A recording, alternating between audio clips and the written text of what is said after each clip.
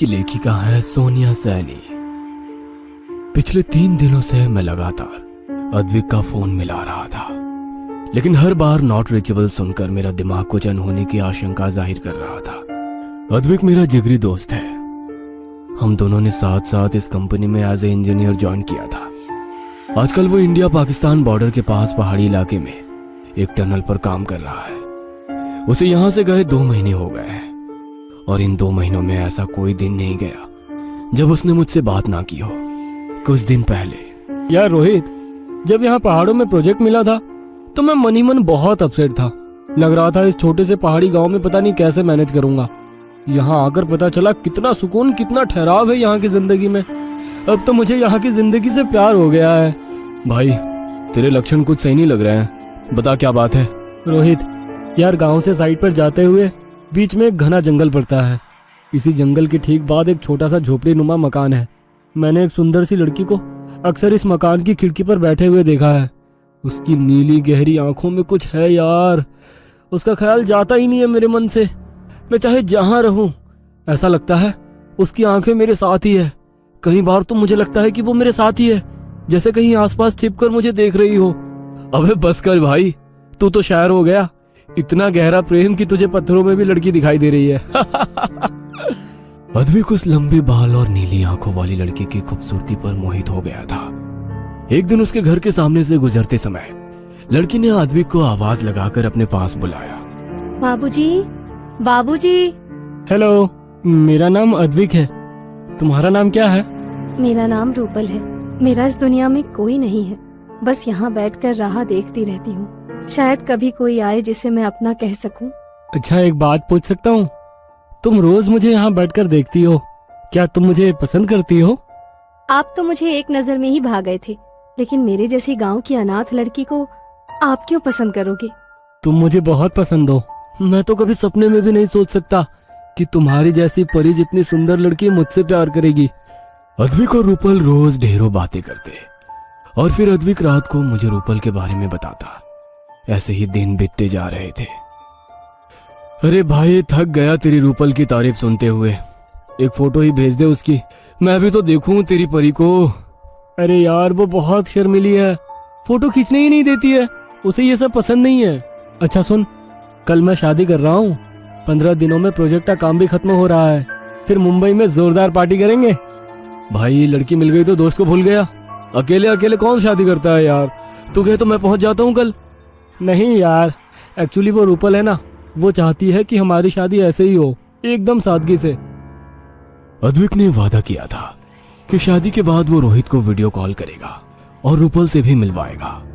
पूरा दिन बीत गया था, लेकिन अद्विक का कोई फोन नहीं आया था। रोहित को लगा कि शायद नई नई शादी है, रूपल के साथ बिजी होगा। लेकिन इसी तरह एक के बाद एक दिन बीत गए। ना तो अद्विक का कोई फोन आया, ना ही रोहित के किए हुए किसी भी फोन का अद्विक ने कोई जवाब दिया। 3 दिनों के बाद ऑफिस में इंफॉर्मेशन आई कि अद्विक लापता है। ये खबर सुनते ही रोहित के पांव के नीचे से जमीन ही निकल गई थी। जो लड़का अपने नए जीवन की शुरुआत करने के लिए इतना उत्साहित था, अचानक कैसे और कहां गायब हो गया। अगले ही दिन अपने 2 दोस्तों को साथ लेकर रोहित उस गांव में अद्विक को ढूंढने के लिए पहुंच गया था। जिस समय रोहित गांव पहुंचा, दिन ढलने को था। चारों ओर घना कोहरा दिखाई पड़ रहा था। अद्विक ने बताया था कि साइड से गांव जाते समय जंगल के किनारे ही उस लड़की का घर था। इसलिए रोहित सबसे पहले रूपल से मिलने के लिए जंगल की ओर बढ़ गया। जैसे जैसे वो तीनों जंगल में आगे बढ़ रहे थे, ना जाने क्यों बढ़ते अंधेरे के साथ एक अजीब सा खौफ उनके मन में फैलता जा रहा था। दिन ढलने के बाद गांव का कोई भी आदमी उस जंगल में दिखाई नहीं पड़ रहा था। रोहित, कैसी डरावनी जगह है भाई ये। ना आदम ना परिंदा, दूर दूर तक बस बर्फ और कोहरा दिखाई दे रहा है। हाँ, जिस लड़की और घर के बारे में तू बता रहा था, उसका तो यहाँ नामो निशान भी नहीं है। तो खुद सोच, ऐसे सुनसान जंगल में कौन लड़की अकेली रहेगी। वही तो मैं भी सोच रहा हूँ यार। आखिर 3 दिनों में वो लड़की कहाँ गायब हो गई और हमारा अद्विक भी। वे बातें करते हुए आगे बढ़ रहे थे कि तभी नीलेश ने टॉर्च की रोशनी में किसी लड़की को भागकर पेड़ के पीछे छिपते हुए देख लिया। वहाँ कोई है भाई? पायल की आवाज तो मैंने भी सुनी है, लेकिन इतनी रात गए सुनसान जंगल में लड़की कैसे आ गई? भाई, कोई चुड़ैल तो नहीं है? तू बकवास बंद कर। तीनों लड़की के पास पहुंच जाते हैं। ओढ़नी से अपना चेहरा छुपाए हुए वो तीनों को देखकर झट से पीछे घूम गई। कौन हो तुम? यहाँ क्या कर रही हो? वो मेरी बकरी जंगल में गुम हो गई है, उसी को ढूंढने आई थी। आप लोग कौन हैं? अच्छा, इसी गांव में एक इंजीनियर रहने आया था, उसे जानती हो? हाँ, वो तो बड़े ही भले आदमी हैं। अच्छा, उसकी एक लड़की के साथ दोस्ती थी। तुम जानती हो वो लड़की कौन थी? यहीं जंगल के पास उसका घर है। क्या कहा? जंगल में लड़की का घर? जंगल में लड़कियां नहीं चुड़ैल रहती हैं। उनकी किसी के साथ दोस्ती नहीं थी। गांव में लोग कहते हैं वो किसी चुड़ैल के चक्कर में फंस गए थे। कई लोगों ने उन्हें समझाया लेकिन वो किसी की सुनते ही नहीं थे। अकेले में बड़बड़ाते रहते थे, रात को जंगल में भटका करते थे। क्या बात कर रही हो? तो क्या रूपल नाम की कोई लड़की है ही नहीं? तो फिर अद्विक कहाँ चला गया? जरूर आपके दोस्त अद्विक को वो पिछली पैरी अपने साथ ले गई है। अब बस एक ही उपाय है, आप लोग मेरे साथ चलिए। हमारे पहाड़ों में ऐसा पहले भी हुआ है। सुंदर नौजवान लड़के इनका सबसे पसंदीदा शिकार होते हैं। अब तो बस बिरजू बाबा ही उस पिछली पैरी से आपके दोस्त की रक्षा कर सकते हैं। हाँ, अगर ऐसा है तो हमें बिल्कुल भी देर नहीं करनी चाहिए। कहीं ऐसा ना हो कि हम अद्विक से हाथ धो बैठे। हमें उन बाबा के पास ले चलो। नहीं बाबूजी, रात गहरी है। ऐसे में अगर किसी ने मुझे आपके साथ देख लिया तो बहुत बदनामी होगी। मैं कल सुबह आपको लेकर चलती हूँ। रोहित ने महसूस किया कि बात करते हुए वो लड़की बार बार आंचल से अपना चेहरा ढक रही है और डर कर इधर उधर देख रही है। देखो, घबराओ मत, हम लोग अच्छे लोग हैं, मुसीबत के मारे हैं। शायद तुम्हारी मदद से किसी की जान बच सकती है। हमें अभी उन बाबा के पास ले चलो। रोहित की बात सुनकर लड़की कुछ पल के लिए रुकी, इधर उधर देखा और फिर इशारे से उन तीनों को घने जंगल की ओर आने को कहने लगी। अपनी पायल और काली चूड़ियों को छम छम करती वो आगे आगे चलने लगी। वे तीनों भी उसके पीछे पीछे चल रहे थे। कुछ दूर जाने के बाद उन्हें सामने एक घर दिखाई दिया। पहले लड़की ने उस घर में प्रवेश किया। उसके बाद एक एक करके रोहित, नीलेश और सुंदर भी अंदर आ गए। अंदर आते ही लड़की के चीखने की आवाज सुनाई दी। मुझे बचाओ बाबूजी, बाबूजी मुझे बचाइए। इससे पहले कि वे तीनों कुछ समझ पाते, तेज आवाज के साथ दरवाजा बंद हो गया।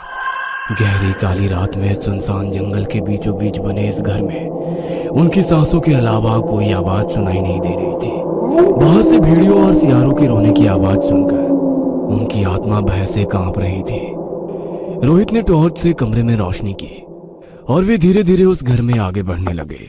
ये देखो, ये अद्विक का मोबाइल है ना? इसका मतलब अद्विक यहाँ आया था। लेकिन वो लड़की कहाँ गई? वे तीनों सोच ही रहे थे कि अचानक सुंदर की नजर जमीन पर बेहोश पड़े अद्विक पर पड़ी। ये रहा अद्विक। यहाँ तो हर तरफ खून फैला हुआ है। ओ गॉड, इसे हुआ क्या? अंदर से किसी के गुनगुनाने की आवाज आ रही है। ऐसा लग रहा है कोई मंत्र पढ़ रहा हो। टॉर्च ऑन करके तीनों अंदर के कमरे में पहुंचते हैं। वह फर्श पर खून से पैरों के उल्टे निशान बने हुए थे और सामने एक भयानक शक्ल वाली चुड़ैल बैठी कोई मंत्र पढ़ रही थी। उन तीनों को देख वो उठ खड़ी हुई और जोर जोर से हंसने लगी। पहनावे से पता चल रहा था कि ये वही लड़की है जो उन्हें यहाँ लेकर आई थी। उसके लंबे बाल उसके चेहरे को पूरी तरह से ढके हुए थे। बालों के बीच से उसकी लाल लाल खून की तरह चमकती आंखें दिखाई पड़ रही थी। देखते ही देखते वह चुड़ैल लंबाई में बढ़ने लगी। उसका सर अब मकान की छत को स्पर्श कर रहा था।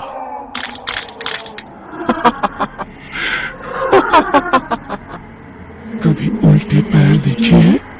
मरने से पहले देख लो कि कैसी होती है पिछली पैरी। बड़े बेवकूफ होते हो तुम शहर वाले। जरा सी सुंदर लड़की देखी नहीं कि आ गए उसके बहकावे में। आज अमावस्या की रात है। तुम चारों की बलि देकर तुम्हारा खून पीऊंगी मैं। तुम्हें क्या लगता है तुम मुझे यहाँ लेकर आई हो? मैं तो तुम्हें देखकर ही समझ गया था कि तुम ही हो जवान लड़कों का शिकार करने वाली पीछल पैरी। फिर भी अपने शक को पुख्ता करने के लिए मैंने तुम्हारे साथ चलते समय पीछे मुड़कर तुम्हारे पैरों के निशान देखे जो उल्टे थे। अब तो मुझे पक्का यकीन हो गया था कि तुम एक चुड़ैल हो। अद्विक के गायब होने के बाद मैं लगातार उसका फोन मिलाता रहा, लेकिन उसने फोन नहीं उठाया। फिर मैंने अपने प्रोजेक्ट हेड को फोन करके सारी बातें विस्तार से बताई। उन्होंने गांव में पूछताछ कराई तो पता चला यहाँ रूपल नाम की कोई लड़की है ही नहीं। और अद्विक को अक्सर अकेले में कई लोगों ने हंसते बातें करते भी देखा था। जिस मकान की अद्विक बात करता था असल में वहां कुछ था ही नहीं, वो तो तुम्हारा रचा हुआ भ्रम जाल था। गांव के लोगों ने उसे समझाया भी, लेकिन वो तुम्हारे सम्मोहन में था। उसे रूपल के अलावा कुछ दिखाई नहीं दे रहा था। गांव के लोगों ने बताया कि यहाँ सैकड़ों सालों से पिछल पैरी घूम रही है, जो ऐसे ही नौजवानों का अमावस्या को शिकार करती है। पिछल पैरी रोहित की बात सुनकर बहुत गुस्से में आ गई थी। गुस्से में वो जोर जोर से चीखने लगी और अपनी 3 फीट लंबी जीभ को हवा में लहराने लगी। देखते ही देखते कमरे में एक सी शक्ल सूरत को 4-5 चुड़ैल दिखाई देने लगी। बिजली की तेजी से वो रोहित के शरीर के आर पार निकल गई। अचानक ही पिछल पैरी सुंदर को घसीटकर दूसरे कमरे में ले जाने लगती है और बाकी की चुड़ैलें वहां खड़े होकर जोर जोर से हंसने लगती हैं। ये सब भ्रम है, असली चुड़ैल सुंदर को अंदर ले गई है। बाबा ने बताया था खून पीते समय ही त्रिशूल घोंपने से उसका अंत हो सकता है। रोहित दौड़ते हुए अंदर वाले कमरे में गया। वहां पर पिछल पैरी अपने पहने नाखूनों से उसकी गर्दन को चीर चुकी थी और अपने दांत गड़ाकर उसका खून पी रही थी। रोहित ने आओ देखा ना था, बजरंग बली का नाम लेकर वो त्रिशूल उसकी कमर में घोंप दिया। एक तेज चीख के साथ पिछल पैरी के साथ साथ उसके सारे रूप जलकर भस्म हो गए। रोहित और नीलेश ने सहारा देकर सुंदर और अद्विक को उस घर से बाहर निकाला। अद्विक की हालत बहुत खराब थी। थोड़े इलाज के बाद सुंदर और अद्विक सामान्य हो गए। कहते हैं कि अद्विक को आज भी कई बार रात को अपने घर के बाहर कोई काले कपड़ों वाली स्त्री छिपकर उसे घूर